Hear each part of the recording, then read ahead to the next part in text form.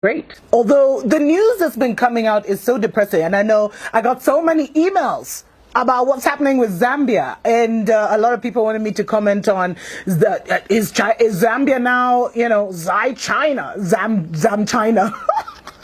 Actually, you guys, it's not even a funny story. Zambia is the first African nation to become a full Chinese colony, and we joke about some of these things, but what has happened is really, really tragic. And I warned you guys this is what was going to happen. But also this shows you that we're closer and closer to a major global war. Because I told you, the Europeans are not going to just sit back and let China take over Africa. Now, what has happened is that Zambia defaulted on a couple of loans. And so they lost their power company, Zesco, and that has been taken over by the Chinese. Their major national electricity company is now being run by China. Now, if that isn't even worse, they've also lost, a few months ago, they lost their Zambia Broadcasting Corporation. It's called the ZNBC. I think it's the Zambia National Broadcasting Corporation, which is now fully owned by China. And, the government has been denying that this is the case. They've been trying to play cute. They've been trying to play, like everything is okay. But they have actually been in secret talks over how their national electricity company would be taken over. This is crazy. Do you think an African country would be allowed to run China's national electricity company? And, it just shows you that China's neocolonial strategy is reaching ahead. I mean, it's reaching its climax. They've been doing this covert business for so long. And now, they've got their tentacles so deep inside. They've got their tentacles so deep inside that it's going to be hard for some countries to turn back. Now, what's happened is, their whole strategy is they encourage indebtedness. So, hey, they come with the money. They come with the money. They give you. Then they, once you default, they start to take over strategic assets because of failure of repayment. And you see, what China has done is they have studied countries that are corrupt. They have studied countries that, that are greedy, that have greedy leaders, which is most African nations. And that's why we find most African nations are in this situation. And then they kind of have this, their long-term outcome is the effective ownership of commanding heights of the economy. Remember, I did that thing on the Seven Mountains Prophecy, health, economy, etc., media, entertainment. So they come in, they give you a deal you can't refuse. They pour that money on you. And then all of a sudden, they come collecting, and they're very vicious when they start collecting. And you know what? Even the Chinese government, they know they actually have a problem in Zambia and other nations. But you know what they said? They were just like, us, we're protecting the Chinese. If your people cannot negotiate for you, if the Zambian government and the Zambian politicians cannot look after the interests of Zambia, that's not our fault. But this is not going to be possible. And you know what? I was doing deeper research into this matter, and it gets even worse. Now, Zambia's president was actually in China last week for the China-Africa summit, and I'll talk in the future about the $61 billion or $60 billion that the Chinese government allegedly gave to Africa with no strings. There ain't no free lunch. Come on, guys. There ain't no free lunch. And one of the biggest problems with all these deals that China has signed with African governments is we don't know what they've done. We don't know what they've signed away. We don't know the kind of agreements they've made, because all of them were done hush-hush and behind the scenes.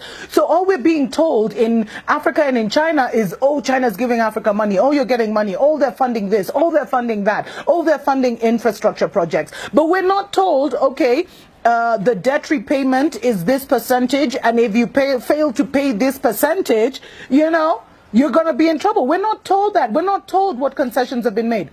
In fact, I know this is not about Kenya. Sorry, guys, I'm a bit obsessive about Kenya. But I've been told Kenya, they built this crappy railway line, and if we don't pay, they're going to get one of our ports in Mombasa.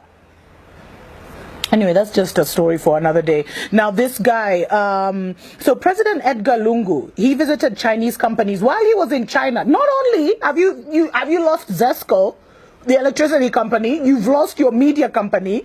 He actually had the nerve Some of these guys, man. He actually had the nerve to go visiting Chinese companies, and he received a grant of a further $30 million for the Lusaka East Multi-Facility Economic Zone Electrification Project, whatever that means.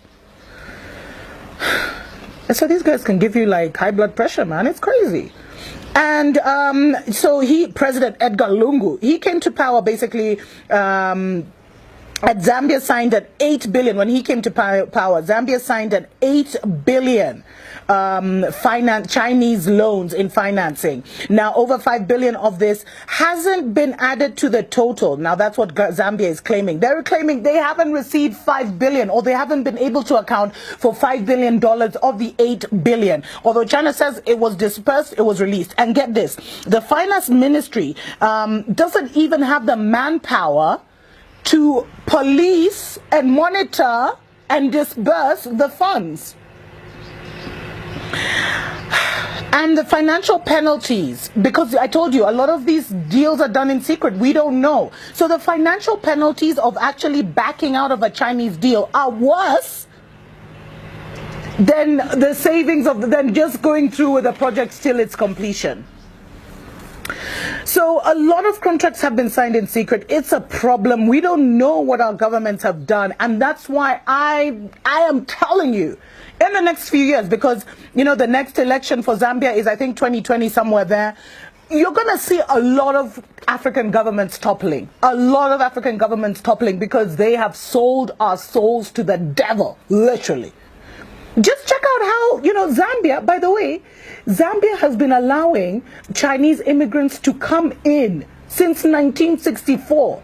And now, after all this happened, the Chinese have even taken a road. One of the main roads that's even on the national map of Zambia. Check in, they just took a road that appears on the map. You can Google freaking Zambia right now and you'll see that road, and the Chinese have just blocked it off. Like they own the country. This is total madness. Seriously, what are our politicians doing? Yo, young Africans, we need to get it together. Like seriously, we need to get it together. We need to arise. We need to get out of our stupor, our slumber, our coma, whatever it is. We need to stop feeling sorry for us, you know, for ourselves, and just arise, man. And fight for what is ours. I mean, this is what our grandparents fought for independence for. Many died and were tortured. And you know what? So not only have a lot of contracts been signed in secret, but we don't know what our governments have signed off. And in Zambia, Zambia has one of the longest relationships with China among African countries. It started in 1964, 5 months after independence is when this relationship started. And China has been given uncontrolled access to Zambian resources by overborrowing and allowing Chinese unfiltered emigration. And it's reached such a high tension level. And I'd love it if my Zambian brothers and sisters who watch my show would just even expound, share your story, share your testimony, guys.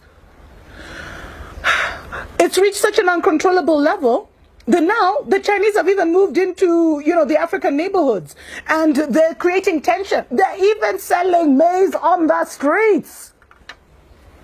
So here in Africa, you know, we have guys like, so when you're stuck in traffic and stuff in the major cities, guys will be selling everything from aprons to knickers, you know, undies, to handkerchiefs, to water, to crisps. Now, imagine seeing Chinese people doing that business. Imagine seeing Chinese on the side of the road, you know, roasting maize, and it's becoming a problem. And in fact, I was reading, there's been such a high influx of Chinese to Zambia since 2015 that many believe, like many have actually started thinking this was Chinese government driven. Of course they're happy for their people to be, you know, to emigrate and take over and colonize. They're happy for that. And then when these guys commit crimes, because a lot of them have committed crimes, and there's this brilliant article from Lusaka Times which talked about the various crimes that have been committed. The Chinese, a lot of corrupt Chinese have moved to Zambia. A lot of thugs and criminals who are into corrupt deals. So corruption has reached epic proportions in Zambia. And when the government tries to call out the Chinese, what happens? The Chinese government says, oh, don't touch my people, don't touch my people. It's crazy. It's madness. It's nuts. And you know, it's become such a problem because contractors are moving, traders, wholesalers, farmers, manufacturers, importers, exporters, and criminals who want to seize the vast resources of Zambia and are looking for an escape route from poverty.